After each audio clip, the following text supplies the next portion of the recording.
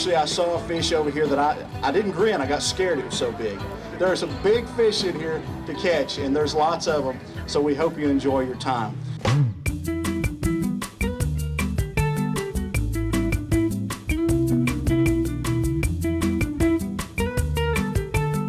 Cumberland Stories is made possible by the Eastern Band of Cherokee Indians, Great Smokies, Great Outdoors, 1-800-438-1601. Also by Brunton, get out there. You know, there are literally thousands of kids' fishing derbies held every summer in the United States, but the one we're at today is a little bit different. We're in Cherokee, North Carolina, the home of the Eastern Band of Cherokee Indians, and their children's trout fishing derby is a little bit different. It's called Talking Trees. Now, the Cherokees got together, they decided they wanted to create an event for kids to teach them about the outdoors and about fishing, but they also wanted to teach them a little more. This kick is a natural right here. Yeah. We want them to have a good time to start with, and I hope they catch lots of fish. The other thing, the stereotype of Indian, maybe we can show the children that what they see on TV and what they see in the movies, the real life story of Indians. And again, then we want to teach them a little about the outdoors, teach them that there is fun in the outdoors.